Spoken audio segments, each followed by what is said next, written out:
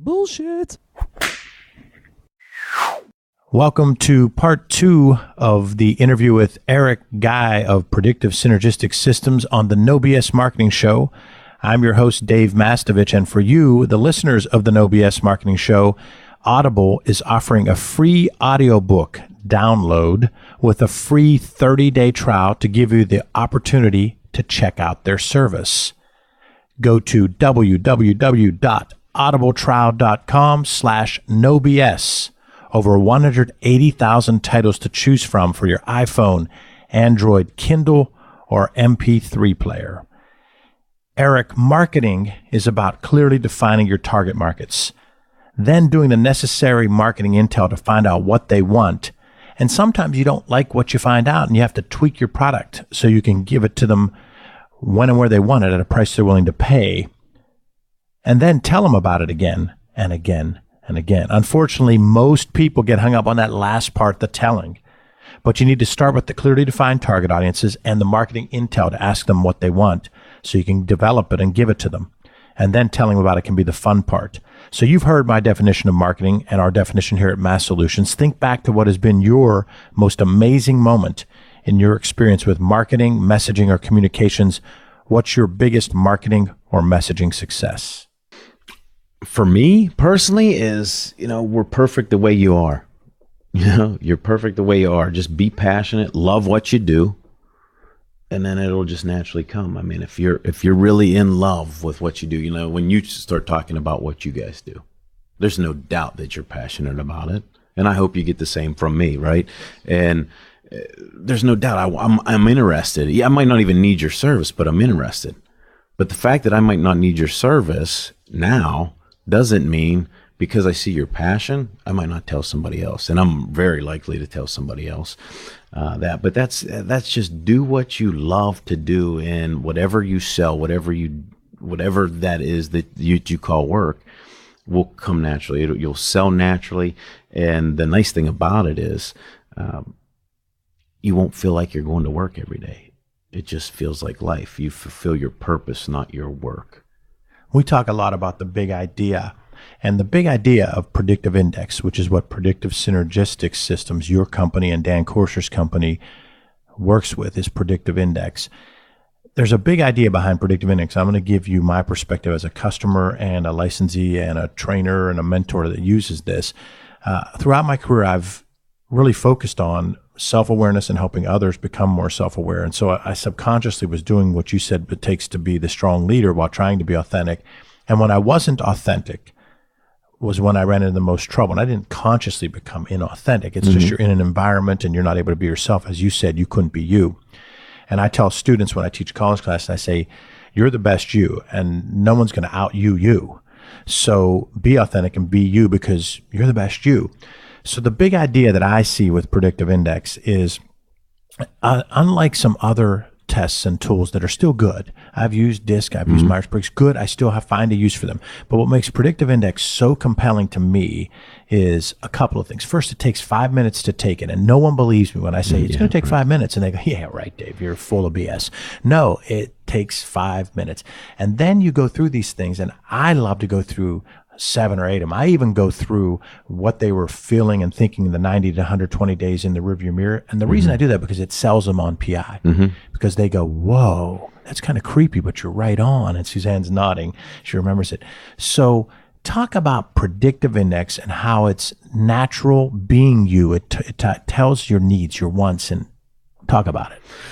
Okay. Well, I mean, the whole idea that I have, that when I brought into PI, just that I tell everybody and I encourage everybody to do, is just do you. I mean, that's a little phrase that I say. I mean, just do you responsibly. But the whole idea around PI is understanding yourself and understanding others, and let people around you do what they do best, and I'll do what I do best. And can we make a complementary relationship? Can we create, and that's kind of part of our name at Predictive Synergistics, is can we create that synergy where the sum is, where the whole is greater than just the sum of the parts, okay? It's like 1 + 1 in a lot of companies. Typically, if there's no communication, if there's no information exchange, if there's no process, if people are telling each other what to do, a lot of times nothing gets done, and it's 1 + 1 = like -3. With what we do is 1 + 1 for us, we want to get to 5 or 6 or 7. That's synergy. When two people can do the work seamlessly and effortlessly of 5 or 6 people, you make a more productive environment, you make a more efficient environment, but you also make a much happier and balanced environment as well. So in a nutshell, that's what we do. We take people's gifts and we make their weaknesses irrelevant. And if you think about it, we actually manufacture and have been taught to manufacture our weaknesses. You and I aren't weak at anything. We just focus on that because that's what we've been taught to do, right? I've been taught all, in high school. That's why I had that head trash about taking that GRE, because how many times did I hear you don't take standardized tests well? And then when I hit that professor, class in undergrad, and I got to write down my thoughts and connect the dots, and I was like, wow, I can actually read. I can actually do something with what I'm reading, and I can connect the dots just like we do in PI and be practical. What does it mean, right? Figuring out those things, figuring out relationships, because typically every work situation that's difficult, that's challenging for us, has to do with relationships. We come into every relationship we have unconsciously competitive. What PI does is make relationships complementary to one another, consciously complementary. If I can do that, that's golden. When it works, and it's worked at Mass Solutions, and it's worked with some other key clients of yours that you work with that are also our clients, when it works, it really breaks down barriers. So I'm going to give a couple of examples. We talked about a mutual friend who has a low B, and the B on the predictive index, and that's the first thing. High and low doesn't mean good or bad. And that's the first thing I tell every person that I ever do their PI is I say, the only mistake PI made was in 1950 or 1955 was deciding to use the terms high and low. They should have made it red and green or something. Right. Because as soon as you say someone's low in something, they immediately go, wait a minute, I'm low. I suck at that. No, it's not that. So if you have a low B like I do, and like this mutual friend of ours does, I would never have thought he had a low B. And you were saying how he worked through it throughout his career, and then PI just helps you to understand that better. So I take a look at a Mike Gaddy, who has grown personally and professionally so much here at Mass Solutions as our first ever employee, head of marketing ops. The guy's at the lower B that you'd ever imagine, but you wouldn't know when he was on that podcast. He talked so well because he's passionate about it. He gets to be himself. Yeah. And it just, you don't know he's a low B. And so he's able to work through it.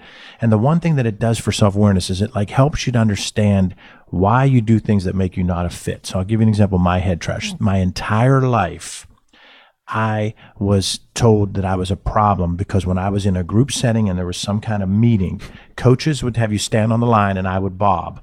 In football, basketball, and baseball, I'd be baseball. I'd be kicking the grass while the coach was talking at me, and he would think I was being disrespectful. And so all my life, I thought I'm weird, I'm lame, I'm pathetic, I can't pay attention in class. I go hide in the back. And then when I got PI done, it helped me to understand that it's just you. It's just me, because I have on that one thing that measures your intensity of focus, and that's the key point. I'm so intently focused that I need to refresh and re-energize very frequently. Right. And just knowing that and telling my Vistage group, the reason I get up 6 times during this 8-hour day is not disrespect. I'm so intensely focused that I get drained more quickly, and the recharge is 30 seconds sometimes. So that's an example which helped me, and I joke about that. Great example, yeah. And when you can do that with people, Suzanne, we talk about how she's so quick to connect that we say it's 6 degrees of separation to Suzanne because she knows everybody. So we have to leverage that. So Gaddy and I make fun of it. We say, hey, this client's going to see me and Gaddy as blunt. Yeah. So Suze, you need to be sitting here so when they think we're jerks, let them know we're not. Yeah. Great. I love it. I love it. Am I correct, Suzanne? You're the nice one. Oh, Gaddy and I, we're so blunt. It's ridiculous. You want to talk no BS? We got to learn to change how we deliver things. Yeah. But it's exhilarating when you can do these kind of conversations. Oh, absolutely. Yeah, because it's not like she's she's just different. You're just different. It's not bad or good. It's just, that's who we are. And when you bring that, especially like to your environment, we have the same kind of environment. When you team sell like that, and you can communicate to different people because you have different perspectives in the room, instead of me shutting down one of my consultants, just, hey, why don't you chime in? Because you have, not only do you have experience there, but maybe it's the technical piece that I don't have that is that last, kind of nail that we have to drive home before we, secure the deal. It's like, wow, that's great. That's a lot of synergy. And it's fun because, just what we know from neuroscience is we all are, it doesn't matter what your PI is, we're all hardwired to connect. And we want a good work environment. And we buy based on emotion. Yeah. And that's what hurts my company sometimes is my delivery is so kind of matter of fact that I sometimes move too fast past the connecting part. So I've lost sales over the years because I'm coming and going, I'm passionate. We're going to do this system. It's called the no BS process. And it's got 1, 2, 3, 4. Then we're going to do this, we're going to do this. And then it's like, Dave, I don't even know if I like you yet. And now I'm pretty sure I don't. Just confirmed it. Where are you at, Susie? Bring in Miss Nice. And we didn't have her. Yeah. Now we have her. Good. Now it's raining. Yeah. So I think that, so let's break it down though. So someone listening now that doesn't have access to PI. Okay. So let's say they're an entrepreneur and they're thinking, I don't even know what this is, but maybe it's only $25 a pop. I can go online, I can find a profile disc, for example. I think I can find for $35 a pop. PI. Is it pay per drink? Is it not pay per drink? Talk about it. Most of the time it is just based on head count of the company. So it's unlimited access. It's not a pay per drink kind of assessment. So it's administered differently. So if I have a company of 20 employees, why would I do it? And you don't have to give a price, but I'm just saying, why would I do it and how would I justify the ROI?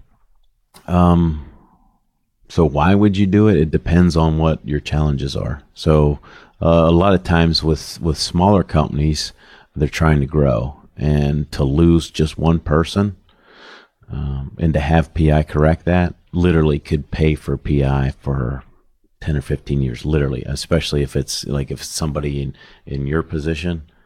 I mean, that it could literally pay for itself. If I screw up and don't get the right person, and if you have done that 2 or 3 times in a small company, because that's usually what happens, if we can just prevent that, I mean, literally, PI could just change that overnight. Okay, so I'm a company with 20 people, and I call it, say I have 4 people I consider my key staff. I got my finance person, controller, whatever.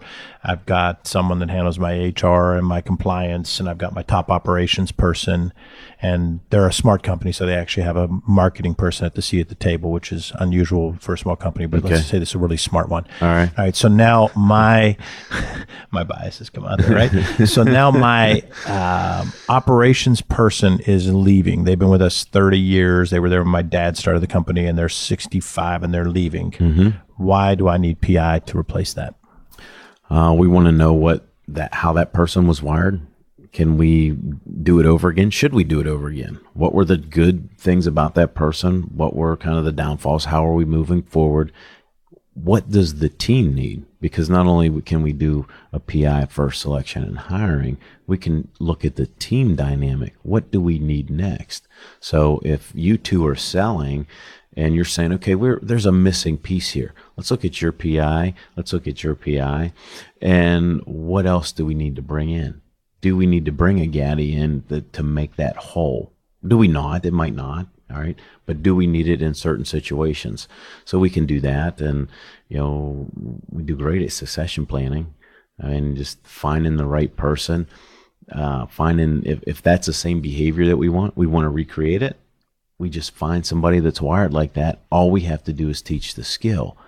But if I know that they're retiring beforehand, the nice thing about it is that skill is going to be easy to learn if they're the same wiring. If I could teach the person that's leaving a while with the person that's coming in. So they get all what we call the blue stuff, the skill, the experience, the cognitive piece. they're wired the same. So it's just a natural transition for them to fall into that position. When I was at UPMC in senior management type position, I was hired by some tremendous leaders, two just top-notch people, and I worked with so many other talented people. But as we were trying to build a health insurance division, we would be looking to fill a number of positions. And you just hit on something that if I'd have had PI back then, everyone wanted to hire someone who had been at either Health America or Highmark, because they said, this person's been in the insurance industry, and you're talking about the skill. And I always said back then, before PI, I'd always say, I want the person, I want attitude and work ethic, because I think I can teach things. If we're hiring a salesperson and they sold for KDK TV and knocked it out of the park, I don't care that they don't know what an HMO is today. Right. Because 20 minutes from now, they'll know what an HMO is. Correct. Talk about that, because that's what you were going down with the path of Right. PI doesn't measure skills. Right. We hire for drive, teach for skill. Okay. And we didn't have to do that. Like when you and I first got into the job market, we didn't have to do that as much. Or we couldn't, because, we had to find a job. There's so much more out there now. Part of the issue with the millennials is if you if you don't manage them correctly, they have so many more options. I mean, there's a lot of options out there. I can go a lot of places and have been offered a lot of different things. Doesn't mean I want to go do them, but what we do with PI and what we see with companies is if you don't manage, again, what we call the red stuff, just the innate wiring of somebody, the behaviors, that's what you have to manage. And typically when a hire it goes wrong, when it goes bad, when they leave or get fired, it doesn't have to do anything with the blue stuff, with the cognitive piece. It has to do with, were they a right fit, and or did they get managed correctly? That's what we want to stop. I can take somebody that just is out of college. I'd rather have the drive. I can teach the skill. And once people wrap their head around that, because that's so foreign to us, because we don't look for that on a resume. On a resume, we're looking for, do they have the skill, the experience, all that.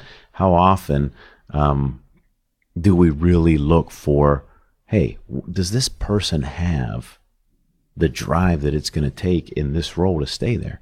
Okay, because we measure not can they do it, all right? And that's to your situation that you gave. That was can. Highmark, the other insurance companies. That's can. They can do it. What we're measuring is, will they do it, and will they do it well for long periods of time? That's what I want. That's what you want. And I think that's what every company wants.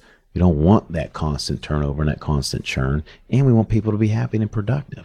Yet what we do when we're hiring, and I can speak to this, having personally been involved in hundreds of hiring decisions, hundreds, it might even top thousands, not many over the course of my career. There were certain jobs I had where we were hiring hundreds in short month spans. My misses were tied to not being a fit. It's got to be 98% of the time. The actual ability to do something, I missed a couple of times, but I typically missed the fit. And my personal internal scars are from when I missed when I was interviewing that I wasn't a fit. And what I tell young people is, you have to interview the people interviewing you, and you have to try to find a fit for your natural needs and behaviors. If you haven't done something like PI or even Myers-Briggs or DISC, they need to do it. The millennials need to do that, because the fit is the key. My misses were almost all tied to the red stuff. Yeah, because nobody wants to be miserable. Exactly. The No BS Marketing Podcast with Dave Mastovich is brought to you by Mass Solutions. Put our 3-step No BS process to work for you. Visit masssolutions.biz today to take your marketing to another level. It's all about bold solutions, no BS. We're with Eric Guy of Predictive Synergistic Systems.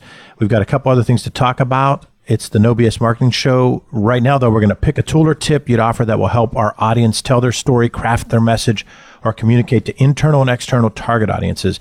It could be a tool like Google Trends to generate content ideas, your favorite book, blog, or productivity resource, or a tip on how to approach their career, whatever you think might help our listeners. Okay, it's going to be a tip, an idea, and it's kind of my personal mantra that I try to wake up every day and go after, and that's just give more than you get. Okay, be a giver, be a creator, not a consumer. When you're that, people just naturally flock to you when they'll see that you do right by them. Just always be in that mindset, an act of service.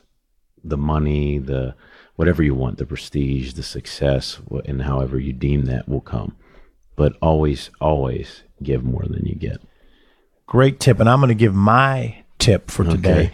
It's a book that everybody has to go and get, and it's hot off the presses. I'm holding it right now. It's about a week old. It's called The Life of Victory, Mastering the Secret of Choosing Love Over Fear. This is the book that's my tip today, and it can be a tool for you.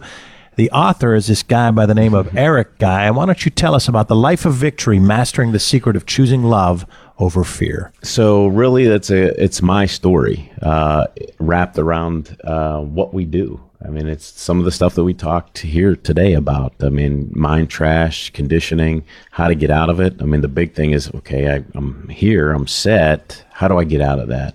And really claiming a champion's life, a victor's life, instead of one that we've been conditioned to do, which is be a victim. Okay. And we go around unconsciously all day long. Why don't we just be more conscious?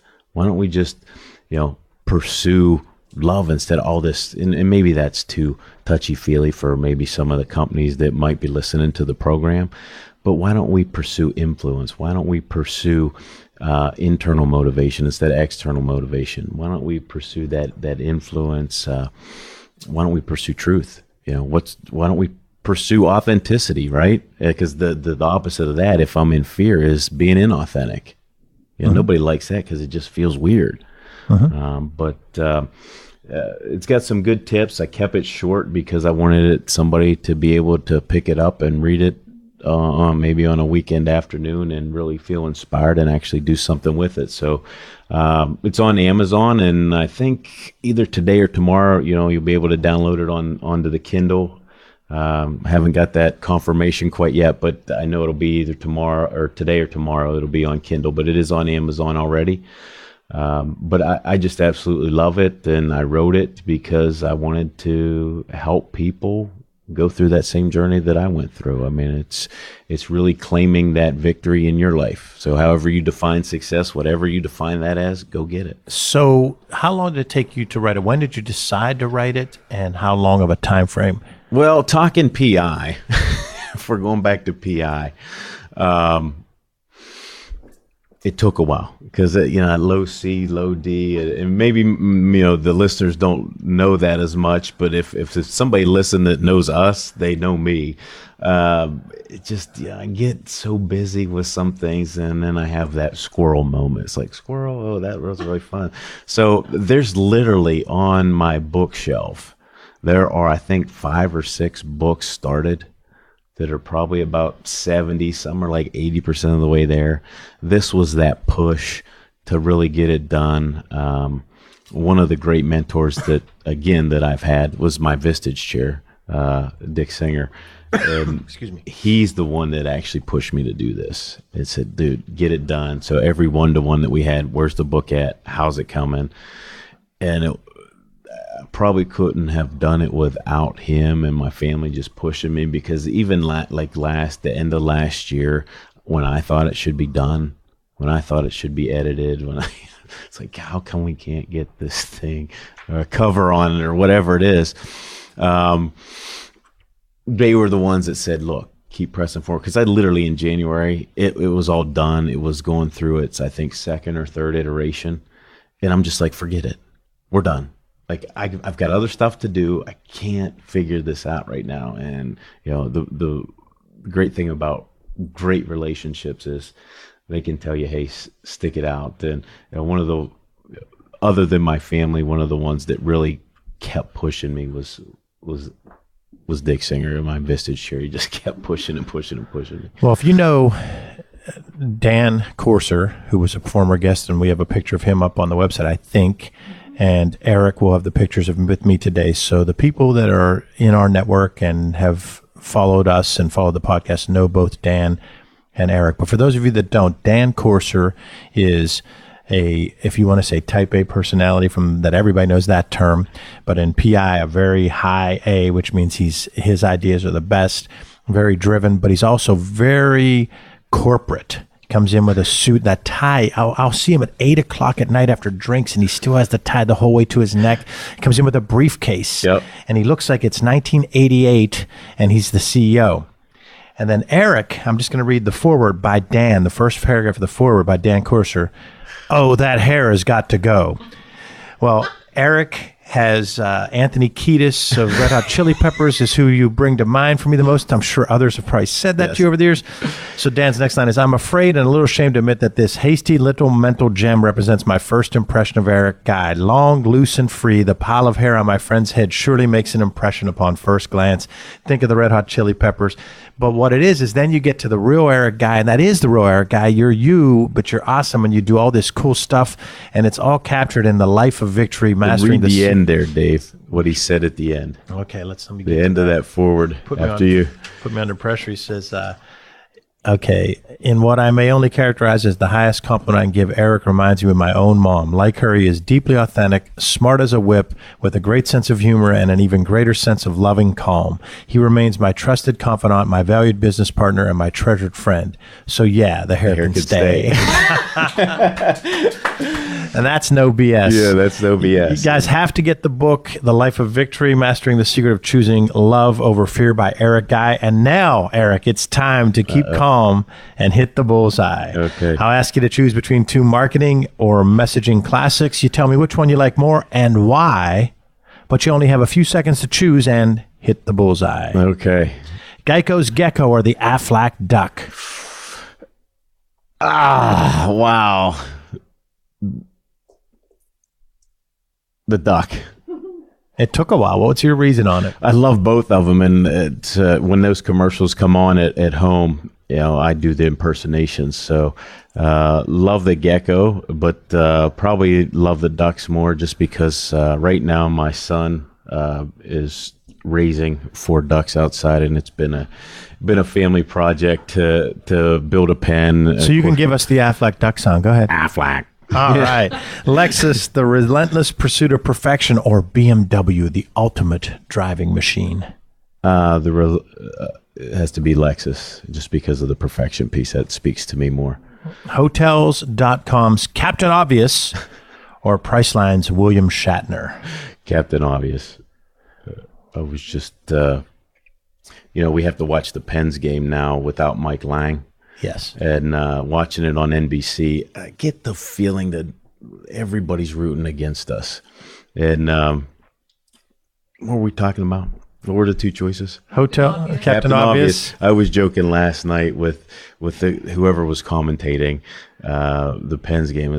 I said that like He's 4 Captain times. Obvious. Like, wow, Captain Obvious, tell me something again. The team with more points wins? Woo! Tell me something I don't know. But it just, and more, it was my issue, because I thought they needed to be rooting for the Pens a little bit more. American Express, Don't Leave Home Without It, or MasterCard's Priceless? Don't leave home without it.